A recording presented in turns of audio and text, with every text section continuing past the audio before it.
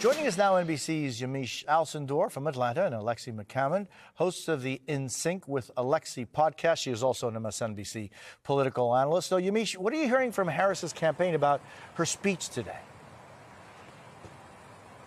Well, Jose, good afternoon. She's here in battleground Georgia because the vice president wants to hammer home the idea that former President Donald Trump, in pushing for the overturning of Roe v. Wade by nominating the Supreme Court justices who did that, that he is really responsible for the deaths and health complications that women have suffered in this state, which has a ban, almost a very restrictive ban on abortion, but also for women across the country. And she's going to be talking specifically about those cases that you just highlighted, Amber Thurman and Candy Miller. She's going to be talking about the idea that abortion rights is going to be a critical part of the election. And I want to play for you part of the sound of Amber Thurman's family last night in a live stream with the vice president. Take a listen. Amber was not a statistic. She was loved by a family, a strong family. You're looking at a mother that is broken. Amber's mom shared with me that the word over and over again in her mind is preventable. Yeah.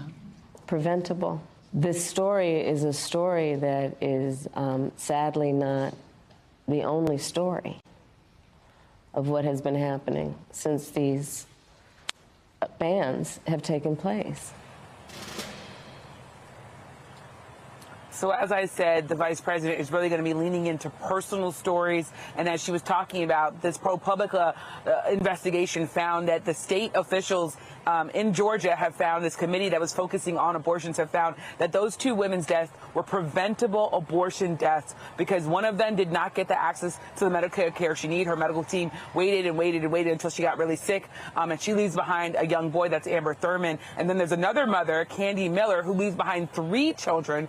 She died, her family says, laying next to her 3-year-old child. And that woman's family is saying that she was too scared to go and get medical help because of Georgia's restrictive abortion ban. So a lot to talk about here on an issue that the vice president has led on before she was the top of the ticket, and now that she's leaning on even more now that she is, of course, at the top of this ticket, Jose.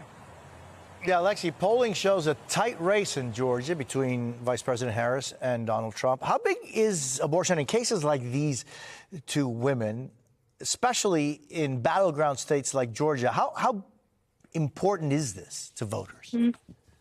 Yeah, I mean, since the Dobbs decision, we've seen voters, even in traditionally red states, voting to pass abortion rights and to protect reproductive rights for women via ballot initiatives. The other thing that we've seen, and we're seeing with Kamala Harris today, is that even when Republicans try to take it off the table or dodge questions about abortion or not talk about it at all, Democrats will make it an issue time and time again because they are willing to share these horrific stories, these really human stories of the impact of Republicans' policies and what the country looks like for women specifically and families if Republicans are in control nationwide. And so that is something that moves voters not just at the polls, but very personally, because you see these faces, you hear these stories, and it's not partisan to feel sad and affected by people dying because of conservative policies on abortion. And Alexi, abortion seems to be kind of a tough topic for the former president as far as how his message on his thoughts about abortion. You know, on the one hand, he's always talking about the Roe v. Wade and his impact on the end of Roe v. Wade. But then when it comes to defining, for example, how he's going to vote in the Florida amendment on the 6 weeks abortion ban, he doesn't seem to be able to clarify a line of what it is that he believes dogmatically. I'm just wondering, is that something that is affecting the former president? Yeah, I mean, I think you are putting it perfectly because what you're describing reveals that Donald Trump thinks about the issue of abortion and women's rights simply as a political tool to use to his benefit or to dodge when he thinks it's hurting him. He doesn't view it as a policy issue with people behind it not just women, families, again, and people who are affected by these things. He thinks about it in terms of how can I do mental gymnastics and what type of political calculus do I need to pull off in order to not offend the right people and, placate those who want protections. The scary thing, of course, is that nobody really knows how he feels. So if he is reelected, the question is still on the table of whether or not he would sign a national abortion ban into law if Republicans from Congress send it to his desk. And Yamiche, also last night, Vice President Harris was asked about being a gun owner. Here's what she said about that. I'm a gun owner. Tim Walz is a gun. I did not know that. If And I thought somebody that was breaks in powerful. my house, they're getting shot. Yes, I hear that. I hear that. Probably should not have said that.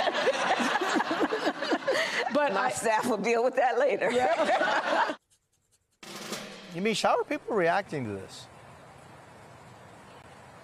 Well, it's really interesting because, one, I just have to underscore that here is Oprah Winfrey yet again showing why she's a great interviewer, because she's getting the vice president to sort of let down her guard and say something that she's admittedly saying, well, my staff is going to have to deal with that, which is that if someone breaks into her house, they're getting shot. But from what I can hear and what I've been talking to when I talk to the campaign, they're basically saying, look, the vice president said what the vice president said. She's not shied away from the fact that she's a gun owner. She said this before. She also is someone who wants to ban assault weapons. So there's a difference in her mind and in the mind of the campaign between a self-defense handgun that you might use in your home if someone's trying to break in and hurt you, and an AR-15 or other kind of assault weapon where we've seen be used over and over again in this mass shootings. I also just been scanning the internet to see how people have been reacting to this, and there's been a mixture there. There's been people who are saying, yeah, that's great that she's saying this, learning even a little bit new that for some who didn't know that she was a gun owner. There are a couple of people who say, I don't like the way that she said that, because obviously this gun violence is still something that a lot of people are very, of course, traumatized by.